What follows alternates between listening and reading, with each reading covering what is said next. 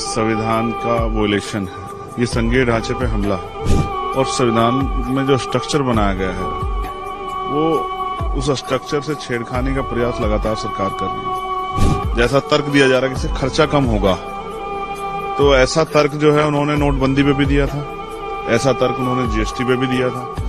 और उसके बाद जीएसटी के बाद व्यापारियों को क्या झेलना पड़ा, नोटबंदी के बाद गरीबों को क्या झेलना पड़ा, वो किसी छिपावा नहीं। लोकसभा में, लेकिन उससे पहले ही लगातार इसका विरोध जो है वो सामने आ रहा है। आपके खुद का क्या इससे है? देखिए, ये संविधान का वोलेशन है, ये संघीय ढांचे पे हमला है। ये स्टेट सरकारों की कार्यकाल और उनकी शक्ति को कम करता है। तो जब भी एंटी कॉन्स्टिट्यूशनल कुछ भी होता है तो हम लोग उसके खिलाफ ही खड़े होते हैं। हम लोग संविधान को मानने वाले लोग हैं, और संविधान में जो स्ट्रक्चर बनाया गया है वो उस स्ट्रक्चर से छेड़खानी का प्रयास लगातार सरकार कर रही है। जो सरकार अपने अपने स्टेटों में और कंट्री में भी वन डे वन शिफ्ट में एग्जाम नहीं करा पा रही है, वो वन नेशन वन इलेक्शन की हवाई बातें। और ये पहले बात नहीं है, प्राइम मिनिस्टर ने ऐसे जो है लोगों को जैसा तर्क दिया जा रहा है कि इससे खर्चा कम होगा, तो ऐसा तर्क जो है उन्होंने नोटबंदी पे भी दिया था, ऐसा तर्क उन्होंने जीएसटी पे भी दिया था।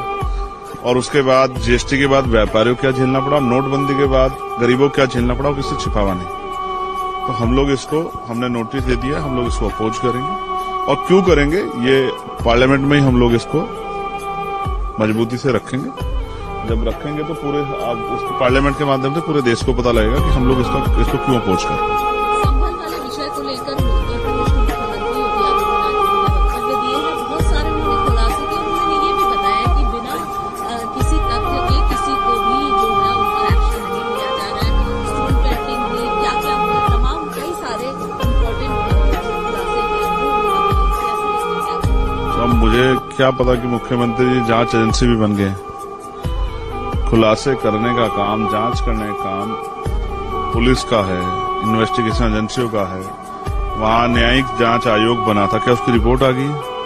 और अगर उसकी रिपोर्ट नहीं है तो वो खुलासे कहां से हुए हैं?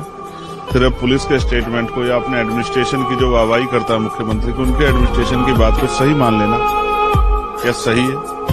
और मैं मुख्यमंत्री जी का ध्यान आकर्षित करूंगा कि एफआईआर जो है वो क्राइम साबित नहीं करती है, वो फैक्ट और तथ्यों के आधार पर नहीं होती है, वो एक रिपोर्ट होती है। बाकी उसके बाद इन्वेस्टिगेशन होती है। एफआईआर से पहले इन्वेस्टिगेशन नहीं होती।